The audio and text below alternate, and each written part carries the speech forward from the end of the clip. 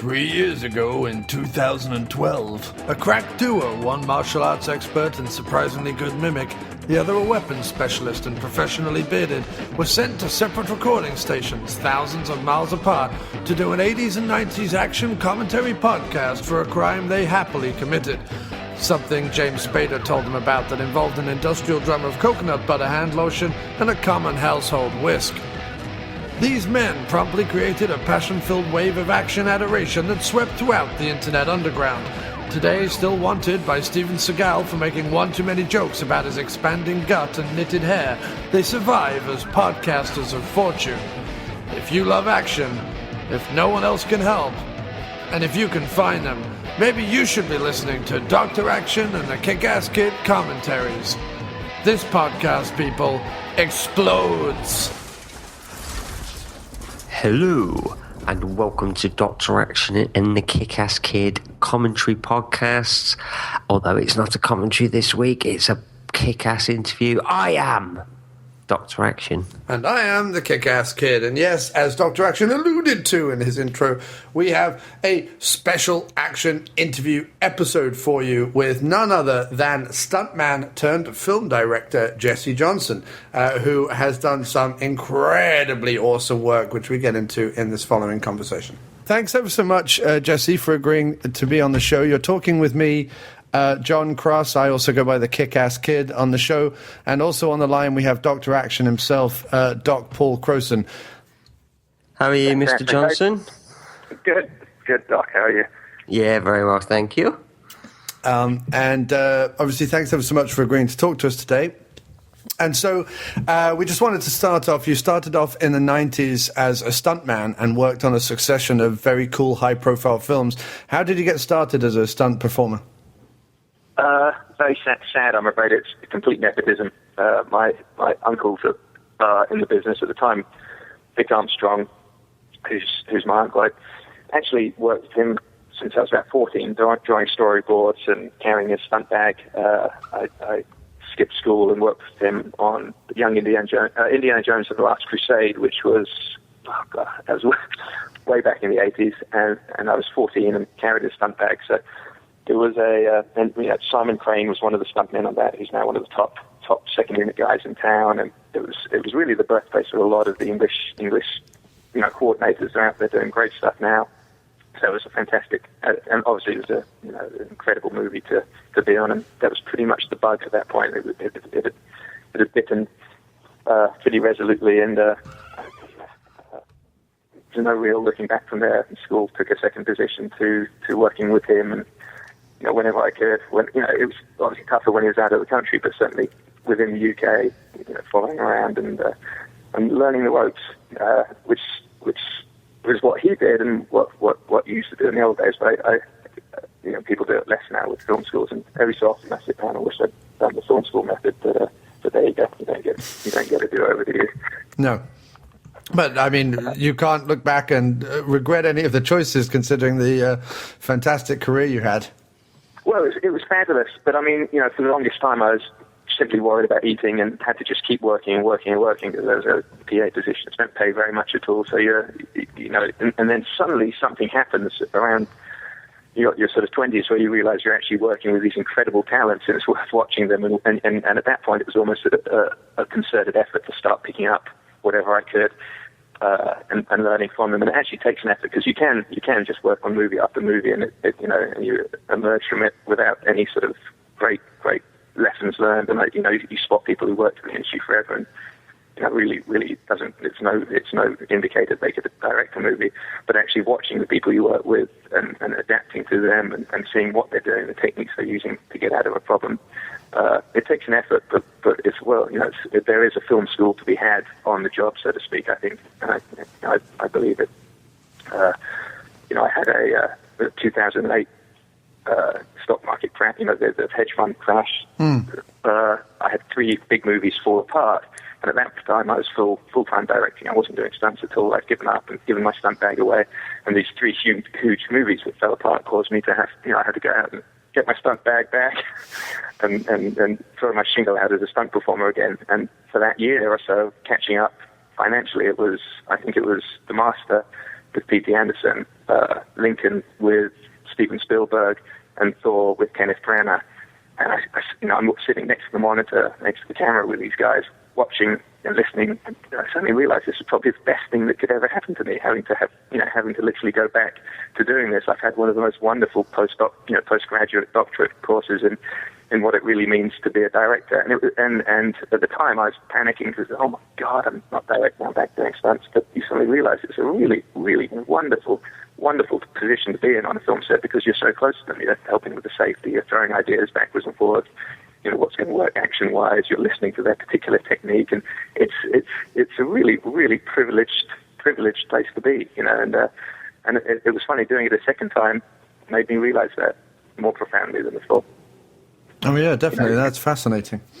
You work with someone like Kenneth Branagh, who's obsessed with the performance, and he's got a little notebook, and as he's watching the scene play out on the monitor, he's making copious notes, tons of them. I was looking over his shoulder, what on earth is he up to, Yeah. And he was making notes for each of the characters' performances and what he wanted to change, what he liked, and he'd dash in on cut and go through the scene, whether it's Natalie Portman and Chris Hemsworth, and literally tell them, and you're looking, oh God, that's an awful lot of information, and you're wondering if the actor's actually listening or sort of nodding or just liking the attention. I think it's a little combination of all three, And then with P.T. Anderson, you've got, he really, really ran the set, and it was, I'd always thought it's the actors that were the ones that I stand in philosophy. I'm going to be the ones in character, but it's completely him. I mean, they were sort of playing along and enjoying it, but it was absolutely the idea of that immersive environment was all down to him. It was fantastic to watch. We weren't allowed to call Joaquin. You had to call him Freddie. Everyone on set, even the extras, had to call. Had to act as if he were in character. Wow. And that was a really interesting thing to be a part of.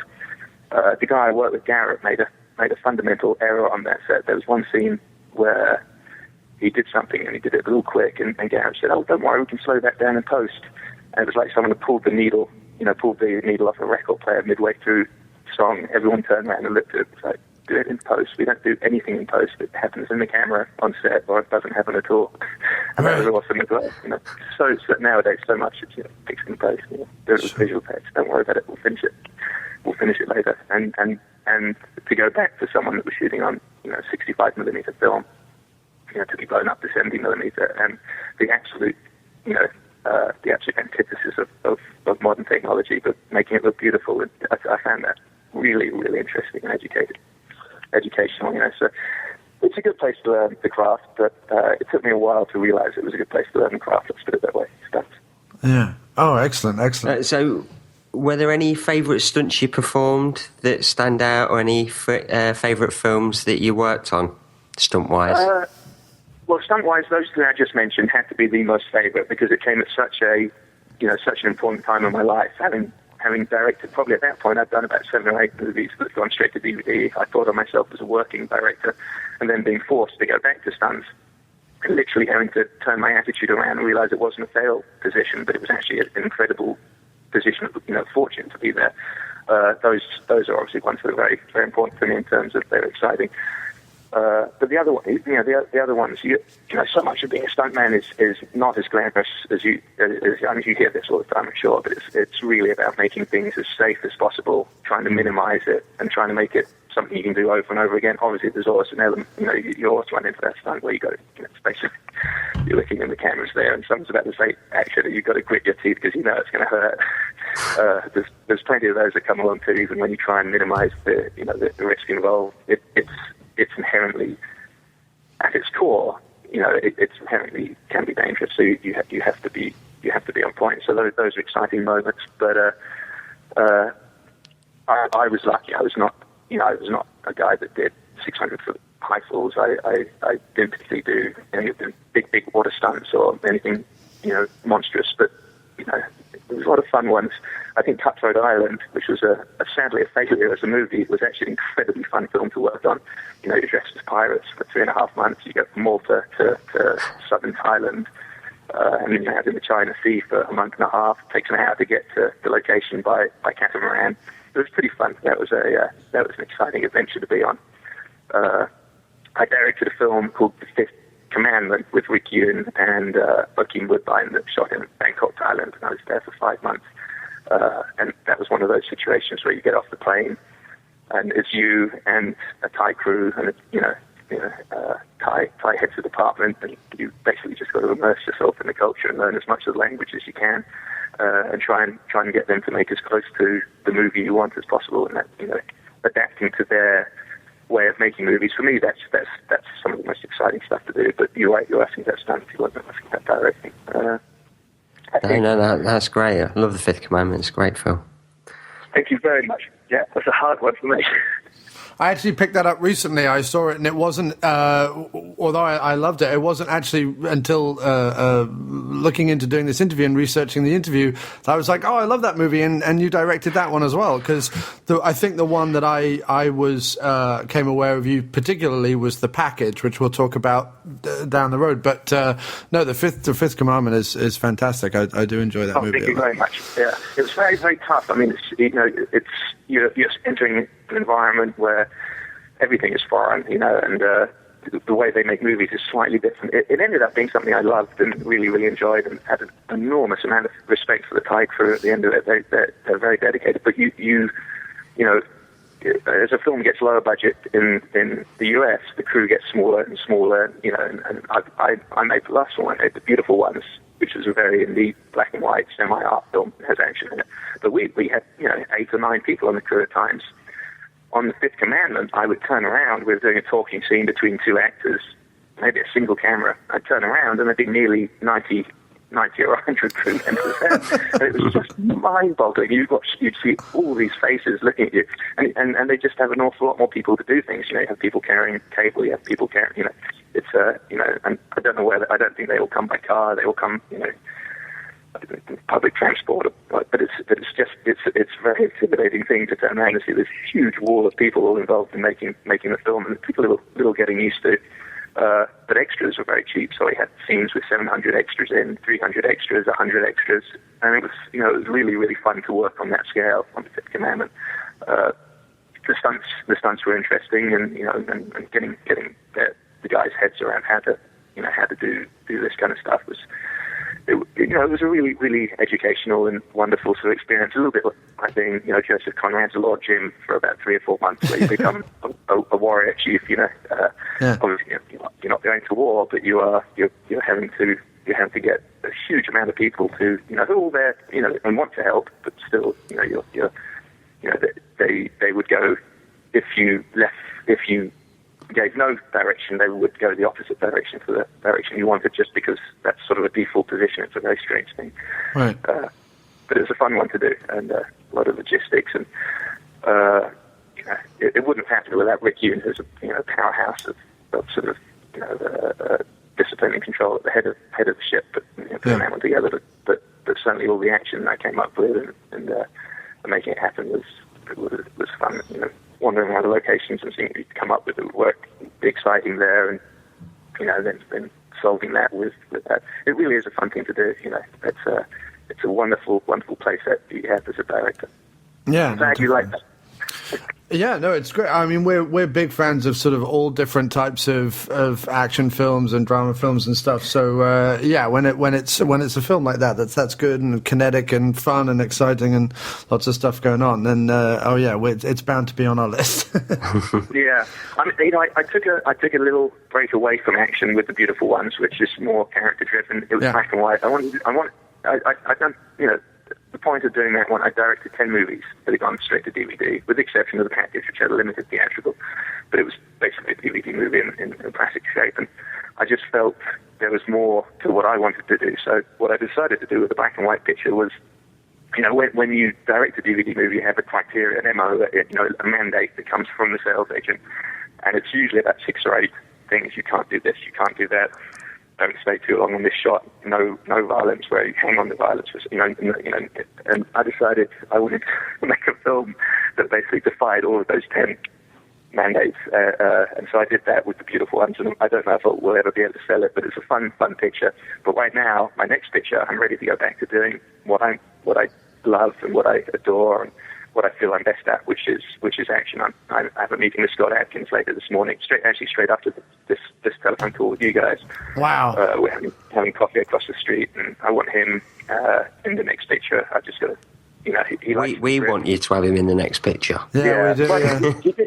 He did a little film for me a long time ago called Pit Fighter, which was my first film, and he came on and did a little part in that. And I think he may even have not had his work permit to work in America. I think we just stuck him onto the set of Universal, threw him in, gave him some dialogue, and we got on very well. And we've been talking about a film for the last 10 years, and we've had scripts sent to us. And it usually goes like this: Scott wants to do it if you direct it, and I want to do it if Scott's in it. We read the script, and both of us look at each other and goes, "This isn't the one. This isn't the one for us to do it." And it's like, okay, let's move on. Let's wait till the good one comes along. And I think we found one that works for both of us, and I think it will be phenomenal. It will be my coming out movie, and I hope it will be his one in terms of theatrical, US domestic, because at the moment he has a very rabid following internationally, but less of a following here domestically in the US, and I think that's wrong. Yeah. Oh, I mean, we both watched Ninja 2, Shadow of a Tear, and we're just, why isn't this on, 3,000 screens? I mean, what him and Isaac Florentine does on that movie is incredible, especially when you compare it to... Isaac and I talk about this all the time. I love Isaac. I'm a huge fan of him. I think he's fantastic. He's very, very kind to me. He set me up with different distributors. He took one of my scripts in the early days and helped get it seen. He's one of... And by the way, that's extraordinarily rare for a director to help another director for obvious reasons. There's only one director per movie. But right. he is one of those very rare souls who is giving, generous, helpful, and is not scared, is not worried and concerned. He knows he has a talent. He knows he's very, very good at that, and he doesn't, he'll help other people. I have more respect for him than many so-called A-list directors who are working out there at the moment. And if there were any justice in this business, which sadly there isn't, as we all know, he would be making theatrical movies, and so would Scott. But I'm hoping this one that we do together will be the one that sort of breaks down that invisible barrier and, gets him noticed. Because, Scott's got the looks, he's got the talent as an actor, and he's more than qualified as an actual performer. It's kind of sick, isn't it? Yeah, in the old days, that would have been enough, We're just dealing with a strange market at the moment, which has become almost ludicrous in its sort of necessity of having an A-list actor in there. So what happens is we end up spending half of the budget for Bruce Willis, or twice the budget on Bruce Willis, making the film for $200,000, and he works for 2 days, which is absurd. He's wonderful, but you can't make a great movie that way. Yeah.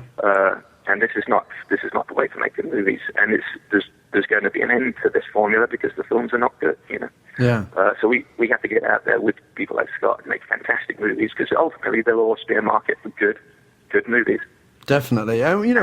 We thought when the whole Scott Adkins for Batman thing went round the internet, we were kind of hoping that, we didn't think he'd be Batman, but we kind of hoped that would give him some sort of higher profile and give him a bit of a chance, just in internet chatter and stuff. I think it did. I think with things like that, you won't notice until he gets that big movie, and then people will say, well, he came onto our radar first with that, Yeah. And that's the interesting thing about success. It's happening.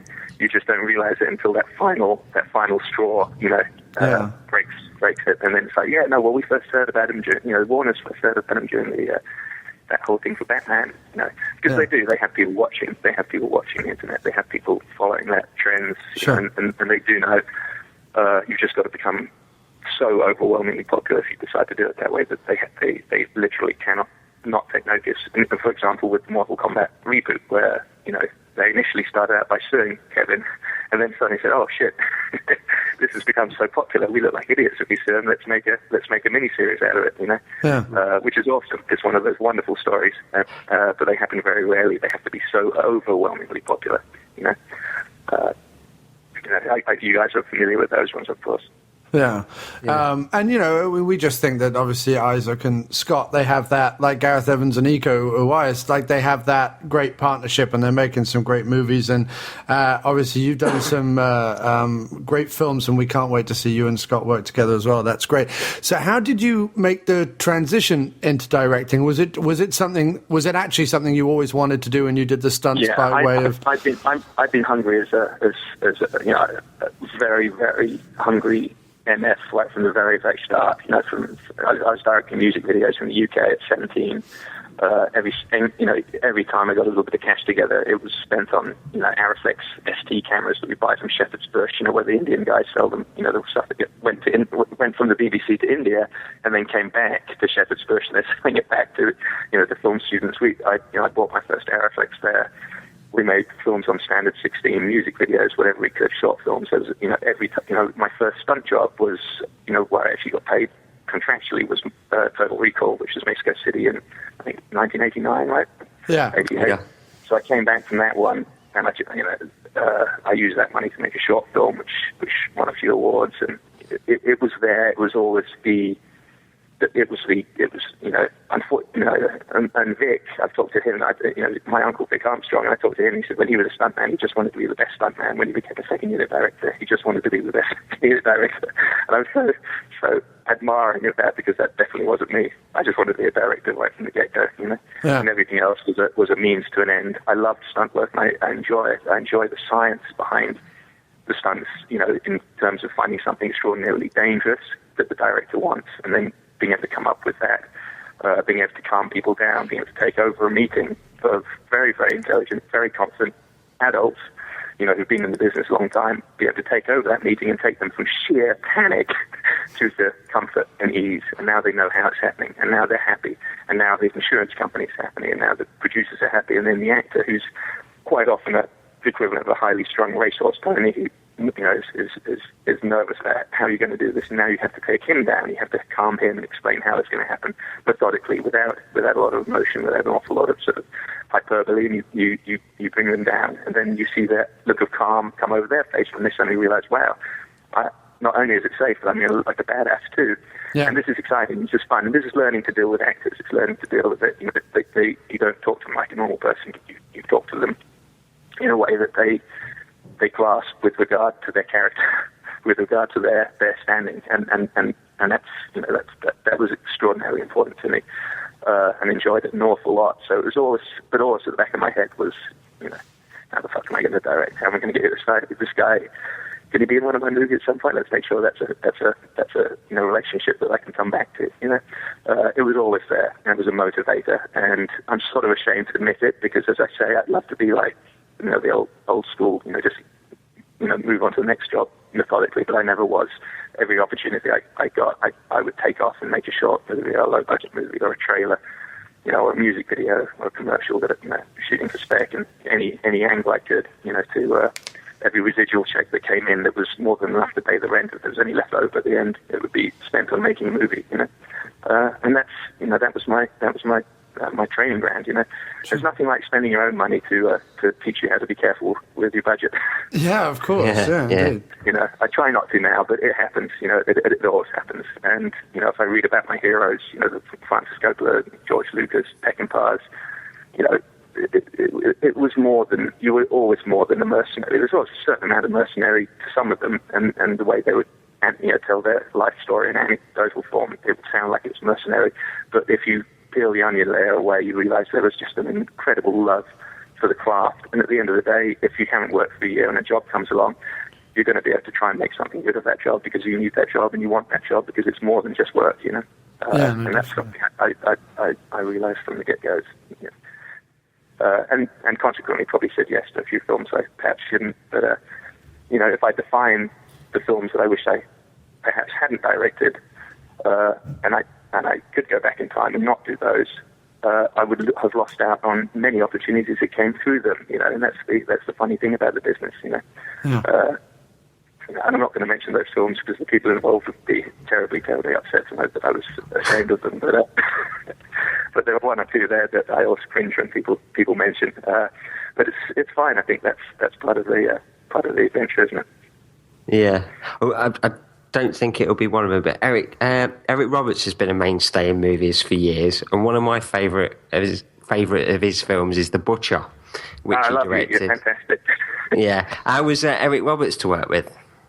Eric's wonderful. He's in The Beautiful Ones. I'm working with him next week as well. I'm bringing him in for a music video. He was someone I loved. One of the most influential films on me as a young man was a film called Runaway Train, which I just thought was incredible in its an epic film made about an extraordinarily simple story. The still manages to be epic. Which is in pure cinema terms, that's very, very difficult to pull off. And then Pope of Greenwich Village and all the pictures he did from there. Best of the best. Best of the best, of course. which are wonderful pictures, and he's at the time we were very upset when we hired him. We had expected to get a bigger name. It came down to, guys, you've got to film this, you've got to have a cast member, and we had this list of 14 actors with Eric as the last name on that list. Yeah. And it's like, well, if all fails, we'll hire Eric. And then it all failed. We had to hire Eric. And so I was terribly disappointed. But then once we started working with him, I found a human there, a character, someone who loved movies, had great stories, and was willing to get into it, and he became a friend, which often is the case when you're warned about someone, like he's going to be difficult, he's going to be tough, and you go in there and he ends up being wonderful. Just needs to be someone that's listened to, needs to be someone that's directed, worked with, I thought he brought an awful lot to that picture, and I think it's one of his best performances. I've hired him 2 or 3 times since then, so that's I like to work with actors I know how to work with. Yeah. It's not so much laziness or comfort zone, but that has a certain amount to do with it. But it's also, if you know someone and you have a shorthand and an ability to communicate with them, you can push into unknown territories together more easily than perhaps if it's a stranger you're working with and you're not sure where they're going to be. If there's something that requires a leap of faith, for example, The Beautiful Ones, which is the film I just finished, I wrote for Ross McCall, who I'd worked with in Green Street Hooligans Part 2. We got on very, very well on that picture. The picture was very, very difficult. There was a lot of rewriting. Usually 15 minutes before we shot the scene. And he helped an awful lot with that. And wherever that film ended up in terms of your estimation, take my word for it, where it started out on paper was far, far worse. And it was brought to where we made it. And as far as I'm concerned, it was a huge achievement to get it where we had it. I wish it could have gone even further and become even more wonderful. But films are made over 16 days, and that's it, baby. That's all you get. But my relationship with Ross was such that I wrote another script for him, knowing that we could push even further into a territory that we didn't know about because we had this familiarity. And I think we've done really, really good work on The Beautiful One. So I'm excited for you to see that. Could you find the trailer online? Did you see that? At least have a taste of it. If you go to my website, jessevjohnson.com, it's on the front page there. You just click on it. Oh, great. Okay. We shall share that on the group page. Great. He's fab. He was on, say, Band of Brothers, which I think everyone remembers him for, and then the TV show Crash and White Collar. He's an awesome English guy. So we're hoping to do something with an English kind of release on that. Talking with the sales company that will actually help us push that a little bit. Okay, cool. English boys coming home. I don't know. Yeah, if there is a release either in America or England, let us know, and we'll Doc's in England, so he can go see it there, or I'm in America. If we got both nations covered, so we've got you back. Very good. So I was very lucky on that film. I managed to get Ed Lauter in. Are you guys familiar with him? Oh yeah, no, I know Ed Lauter. Yeah. Yeah. We're not sure if it's his last film or second from last. Bless his heart. He was obviously very, very ill when we worked with him, but he's absolutely fantastic in the movie. And boy, oh boy, talk about anecdotes. I mean, just wonderful. Lee Marvin, Charles Bronson stories. It was just great working with him. I love it when you get to, I think that's the other reason I like Eric so much. Is you get these stories about John Huston, about working with Bob Fosse, and all these cats who I'm a huge fan of, and you have this first-hand anecdotal sort of storytelling, which is wonderful. It makes me feel that I was there for the longest time. I was trying to hire as many crew members as I could that had worked with or for Steve McQueen, Sam Peckinpah, who is someone that I wanted to hear. Yeah. How did he handle this? How did he do this? How did he run his sets? And that's the wonderful thing about this game. You grow up in England reading all these books on directors and movies, which was my film school, was buying as many books from second-hand bookstores as I could. You'd become fascinated with a director. I had 7 books on Peckinpah,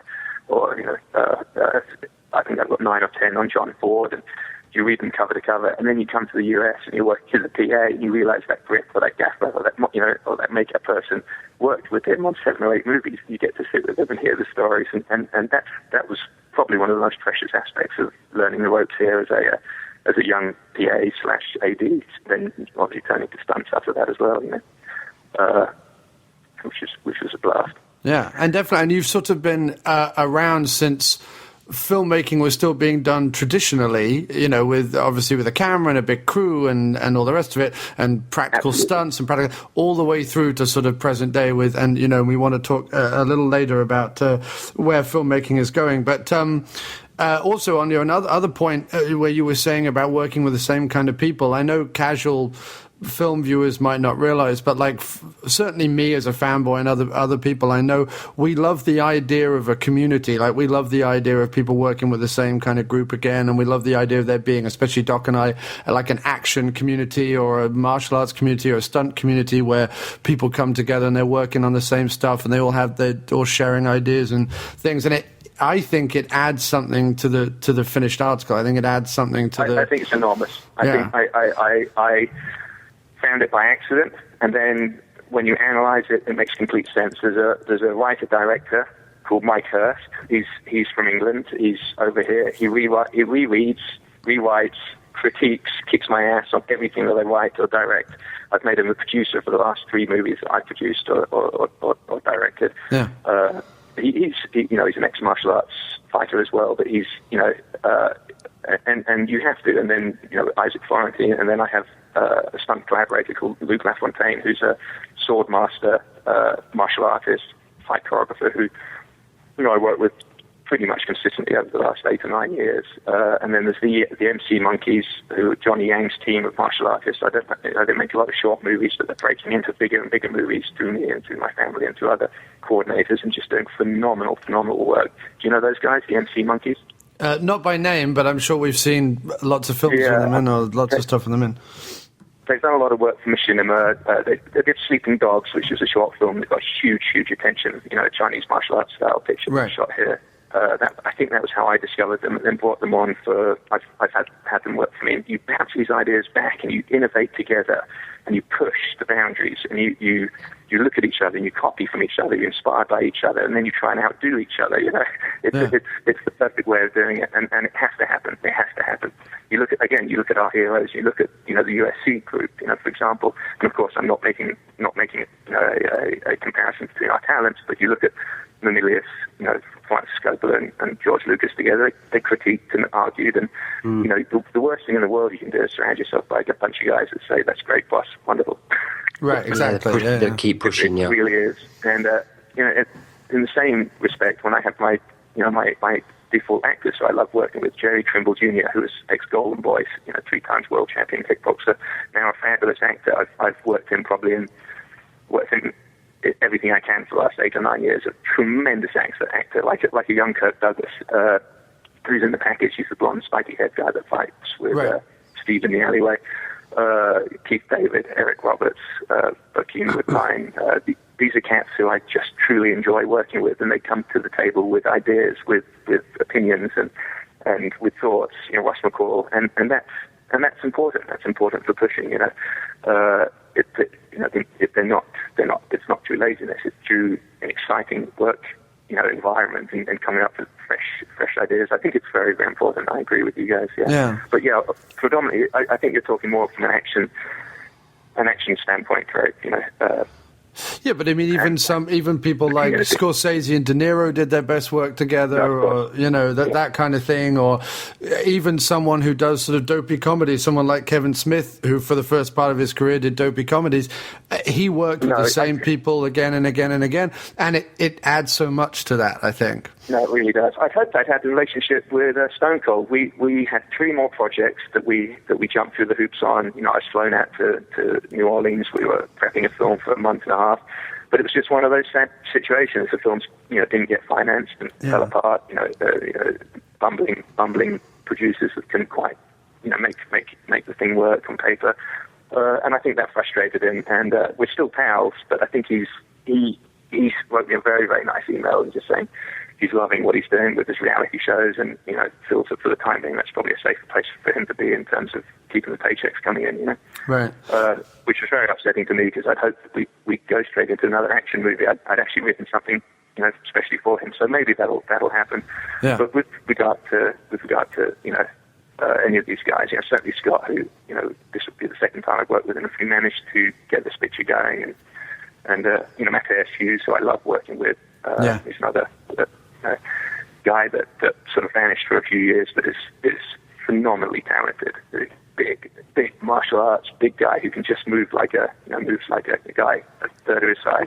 Yeah. You know, these guys are cool cats to have around. So yeah, no, definitely agree with you. You know, need to find that alliance and make it work. Ross McCall is fantastic. He's less of an action star, but he's very very good with the movement. You know, with that stuff, incredibly good. Well, I mean, and I'm glad you sort of bring up Steve Austin, but also the idea that it's not always just about the action. Because one of my favorite films of yours is definitely The Package. I think you got a great and different performance out of both Steve Austin and Dolph Lundgren. I mean, I both saw them do things in that movie that I hadn't really seen them do before. I worked really, really hard on that. Yeah. To get Steve to wear that suit at the beginning was one of the toughest things imaginable. Oh yeah. And you know, I did specs on computer to show him what it looked like. I said, I want you to look slightly different for this. I want you to look, you know, cut nicely. And even for the rest of the movie, we put him in a designer outfit with a black V-neck, and it was, you know, because his default position is a baseball hat and a camouflage, you know, hunting jacket. You know, sure. Which is what he really, you know, really feels comfortable with. And, you know, there was lots of talk of, well, my fans aren't going to expect, you know, they're not going to like it like this. I said, just trust me.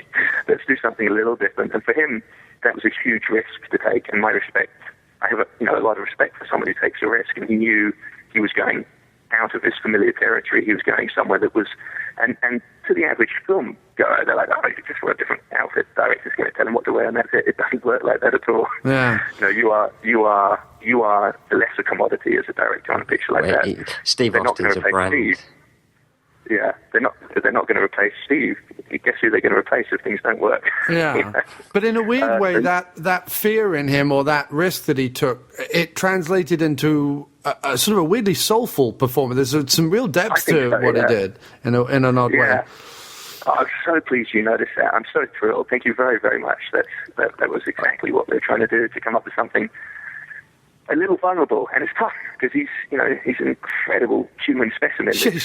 How could I make this guy vulnerable? And the only way I could think of was with this wonderful wife and this sort of relationship here, and this brother who's a complete waste of space, and you know, but loves him and respects him. And now you're starting to chip away at him psychologically, and he becomes a little bit vulnerable because physically, if you look at Steve Austin, this is a guy that you could never, ever buy as being vulnerable. You can't play him as an alcoholic because he clearly works out every day. And an alcoholic who's in a state of repair doesn't work out every day. You know?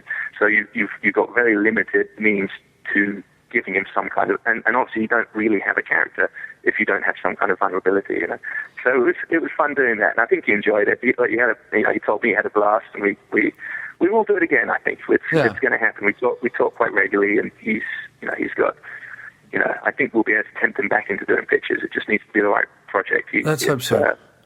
But no, I mean, I get it. I get frustrated all the time because you hear critics reviewing action movies and they just go, oh, it's the same thing. He's doing the same thing. He's doing the same thing. And, Jason Statham's another one that gets that leveled at him all the time. But you see some of the movies he's done, especially the ones, weirdly, he shoots in England, like Blitz or Redemption or Hummingbird, as it was called.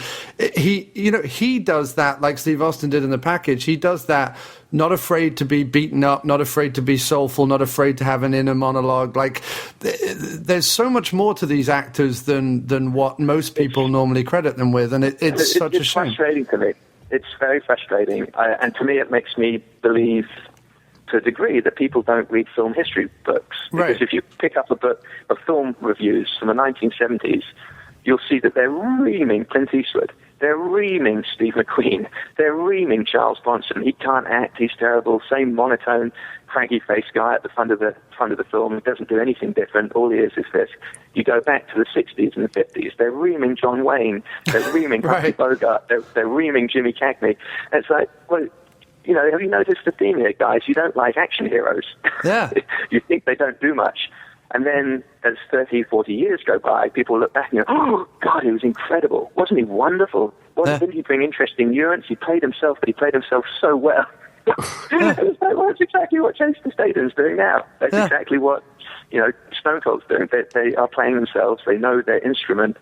There are variations to it. It's subtle, but they're not going to come in there and, you know, play a clown jumping around, you know, and you know, although some of them can, you know, Mark Dacascos can, you know, Right. he has talent. There's a true Shakespearean actor, and some of them do. But yeah, it's amusing to me, you know, and you can't take too much notice of it. You know? And just to let you know, obviously, we had the very talented and very sadly departed Darren Shalavi on the show. And when we spoke to him, he had nothing but praise for you in the film, The Package, and seemed incredibly proud of it, especially compared to some other straight-to-DVD films he'd been doing recently. He was very proud of it. I just love Darren. I was heartbroken by it. It was a very, very sad affair. You know, I'll never forget, because we were in a room at the Roosevelt Hotel with his family. It was myself, Michael Jai White, 4 or 5 stuntmen, Lionel Stovall, who's one of, you know, the best fight guys in the business at the moment, Ernie Barbarash, and there wasn't a dry eye in this. Everyone was crying, and it was an extraordinary sad thing, and it just one of those incredible awful moments that you do anything in the world to change, you know, and it just doesn't make sense. And the only thing I can attribute it to, because we all look for reasons when something like this happens, is it's just a very, very tough game. And he was the same age as me. He was 42, 43. And to keep up at that level that Darren was at, he was always obsessed with being better than the competition. And in his case, the competition was 21 years old. You know, guys coming in straight out of gym, you know, and who can do standing double backflips. And Darren was obsessed with being not only as good as them, but being better than them in every respect. And he was working out way more than he should have done. And you know, he had an hip injury. And I mean, it's just, you know, that he should have fixed a long time ago. And it just is an absolute testament to the incredible person that he was. You know, that it happened that way. I mean, you know, and people diminish that, you know, the hard work that these guys do to star in these pictures. Steve Austin, every bone in his body is broken. He can't straighten his right arm because the tendon's replaced. He has cadaver tendons in his knee. You know, he broke his neck and his skull. And this is for your performance. This is what this guy has gone through to entertain you, you know. Scott Adkins, incredible punishment Scott Adkins does to himself to do these kicks, and you know what he's doing, the aerial work, the 720s, the 510s, and I mean, these are incredibly punishing, but he does them to entertain, and it's for your benefit. It's you know, it's incredible. It's, you know, and it's just very, very hard on a person. And you know, Darren was a good enough actor. He could have relied on his acting skills at this point in his career, I believe, and just kept the martial arts to a certain degree. But he was so desperate to show that he could do that and do it better, and he did. You know, Yeah. It took toll, you know, mentally and physically. Oh yeah, from his earliest films and right through, he was always a joy to watch and had some incredible moves. So a real shame. But no, I just saw recently there's an article that the John Wick directors have talked about again, and this is something that comes up. You know, there's no stunt awards. There's no awards for us. There's no Oscar for stunt people. Jason Statham said the same thing. There's no awards or things for other stunt people or martial artists or, you know, those guys. Sadly, there's a very, very straightforward explanation for that, and until we come up with a, I think I've come up with a way of doing it. The explanation why there isn't an action award is because it would detract from the director's award for that picture. Because if you felt that another person was in charge of creating perhaps the most commercial aspect to that film or memorable aspect to that film, that would take away from his position. And you're never going to make someone happy about that, you know. And at the moment, the director credit is one of the most important there. So the only way to do that is if you give an action award, it goes to the stunt coordinator, second unit director, and the director. Right. And you would do that, and then at that point you're appeasing the ego of the director, and that's the only way you're ever going to get it, because I mean, it's not like a makeup award. You know, if you take the best makeup or the best sound or the best camera work, you're not stealing any of the glory from that director. You know what I mean? But if you make the Bourne Supremacy and then that wins a second unit directing award, that second unit director has just benefited. And at the end of the day, what did the director do? If he didn't do the action, he did those 4.5 minutes worth of dialogue. You know, people are going to, you know, it sort of makes sense to me. You have to imagine the incredible egos that are in control at the level that we're talking about, you know? Yeah, of course.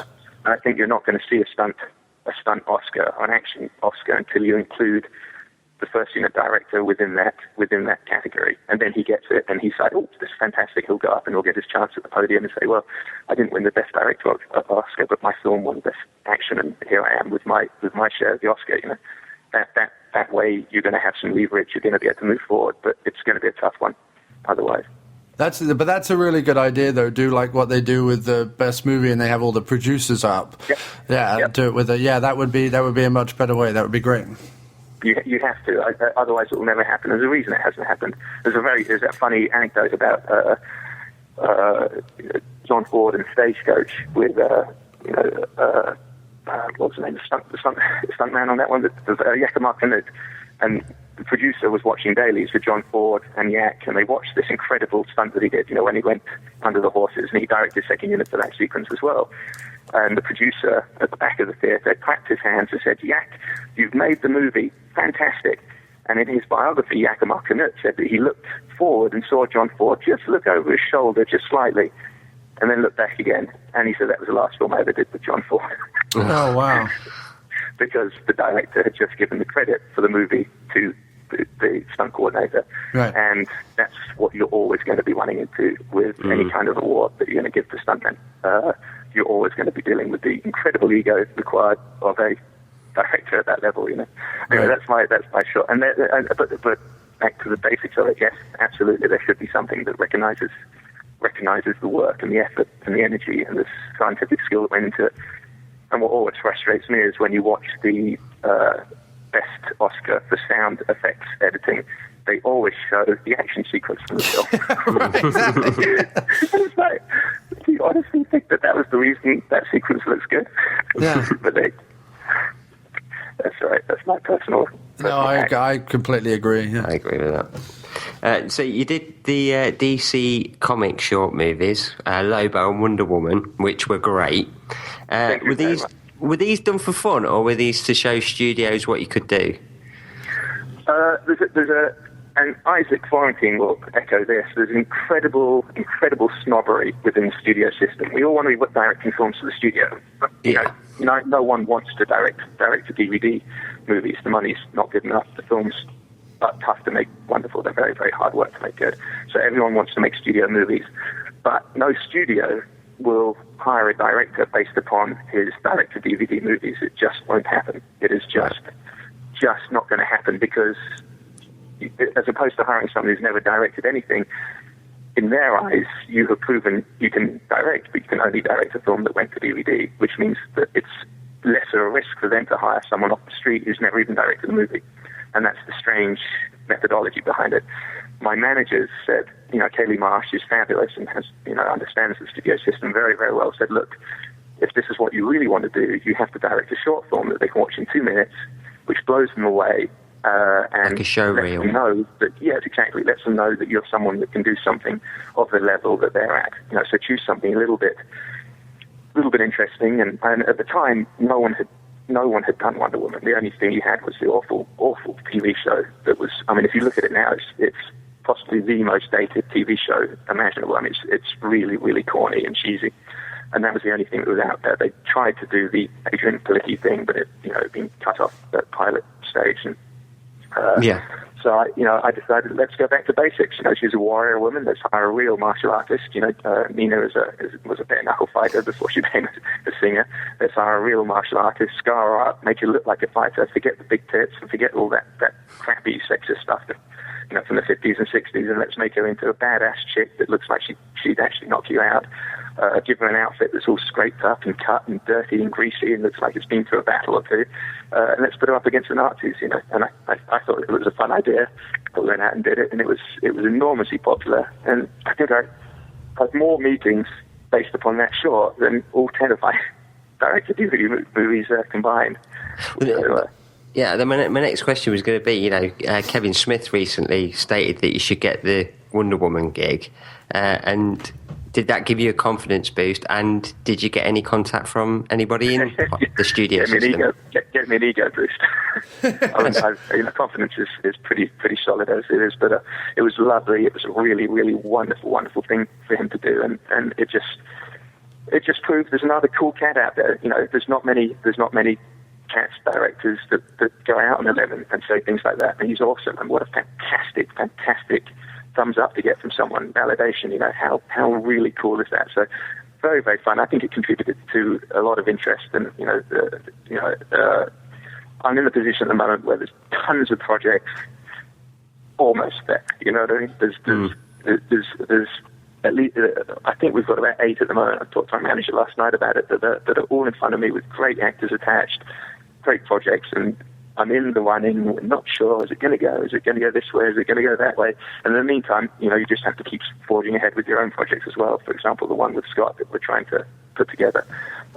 If a studio picture comes, it's awesome. And at that point, we're in the running. It's like a small community, and then you get into that community. But if you look at these guys that have these huge studio pictures, some of them have failure after failure after failure, but because they're within that sacrosanct group, they seem to keep existing, and you're either in it or you're out of it. And that's the end goal, is to get within that that small fraternity. Yeah.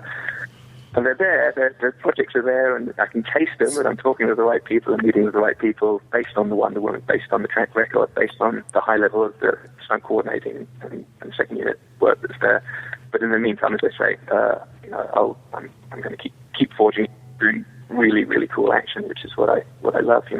Yeah, no, definitely. And so just to sort of wind it up then, you obviously love action movies, but you also show in your films drama and strong performances and interesting photography and so on.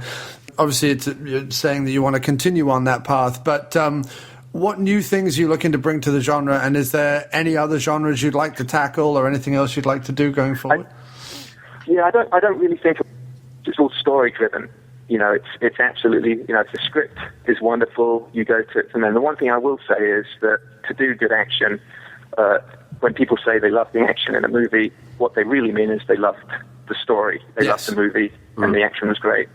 People say, "Oh, give me a car chase like in Bullet. Give me a fight scene like in Fight Club. Give me, and then you break down. The car chase in Bullet is 5 minutes, but you've got a half-hour build-up, and you've got this wonderful character, and you're into it, and you're watching it. By the time the car chase comes, you're actually on the edge of your seat anyway. And in Fight Club, the same thing. It's a minuscule compared with the build-up and the character.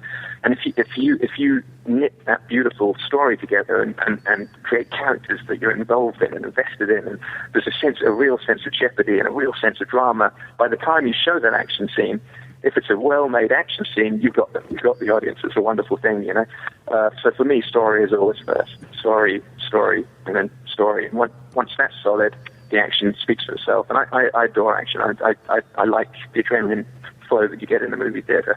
I want to see the audience leaning forwards, edging towards the front of their seat. You know what I mean? That tense position you get. Yeah. I don't know if you guys saw American Sniper, but I just loved watching the audience in that picture, while the film was playing out, I was looking over everyone as they're leaning forward, completely still. No one's shifting position at all, No one coughing. They're there, and they're in the trenches with this guy. It's such a visceral experience, and that's 3D filmmaking for me. Not goggles, not 3D filmmaking is putting the audience in that environment in a way that they can't argue with. You've got them, got them by the nose, And that's what's exciting to me, and action is my way of doing that because I adore it. But yes, it emanates from story. Genre, love to do a western. Oh yeah, that would be amazing. I'm an English boy that played cowboys and came to America. I want to do a western. I will do one. I think I have this a music video coming up after this one I do next week, which is a country and western, and it gives me a chance finally to play with that genre. But yeah, nice. My office is full of all of that kind of memorabilia and books on the Old West and old photographs, the old tintypes. And have you been out to sort of Monument Valley or Old Tucson or anywhere like that? Or? Every time I can. Yeah. I've worked in Utah twice and visit the Circles National Park there, and just adore it. It's when I was a kid, visited Almeria and obviously the sets where they shot the dollar westerns. In Spain, yeah. Yeah, and love that genre. At some point, will, and hoping that this next one from Tarantino. I know it's Tarantino, so it's difficult to set a trend with them because it looks like plagiarism. But hopefully, it sets some kind of a trend for films of that genre that can make money and that backers start to say, perhaps there is a life in a western, beyond just Quentin's movies. They've done some stuff on TV, and there's the odd one that comes out sort of here Deadwood and there, and things like that. So I think it's a genre that keeps trying to resurface. It keeps having these spurts, but hopefully it will. Hopefully they'll move into that. Obviously at the moment. I love the Second World War. I have, it's always interesting to me. There's lots of stories. I'm not sure how feasible that is. I have a autobiography on my desk at the moment, an unpublished galley from a Korean officer, an officer who was in the Korean War, an American officer, which is a fabulous, hair-raising story. And I feel, we're losing vets from the Korean War at an incredible rate at the moment. And I think it was extraordinarily violent, extraordinarily personal experience, and just epic in story scope. And in recent times, if you discount Korean, South Korean movies that were made about the war, there's really been nothing done that's explored that. And I think while we still have those vets, and we can show some sort of an appreciation, have some kind of first-hand evidence, and have some kind of tie-in that could honor them, I think there's a movie there that really needs to be made. So I'm hoping I get something, after I finish the book, there's something in there that I can maybe take a chapter, maybe make into a movie, work something there. That would be great. Because, obviously, you could film one of those here, and I think that's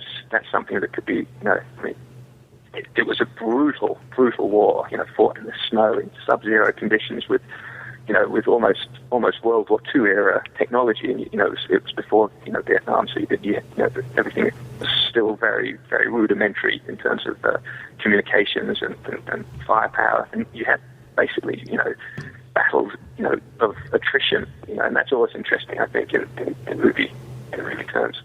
Oh yeah, definitely. Well, that sounds fantastic. Cool, awesome. Well, really, really fun talking to you. Thank you so much for calling me, and thank you for the nice words about my movies. You can't imagine how happy that makes me feel that there's people that are enjoying it. Congratulations on all your movies and everything yet to come, sir. Thank you very much, and really good talking to you both. Please keep in touch, and if there's anything I can provide beyond this, go check out the Beautiful Ones trailer. Let me know what you think of that. That's on my site. We should post that. And I met Scott Adkins last year at a convention, and he said that he'd come on the show. So if you just give him a nudge for us, please, Jesse. I will do. I'll mention that this morning. I'm heading over there in about 40 minutes, for sure. All right. Doc's always the one that asks the ballsy question. Anyway, have a good day, man, and take care, and thanks ever so much. Thank you. Thank you very much. Take care, guys. See you later. Bye.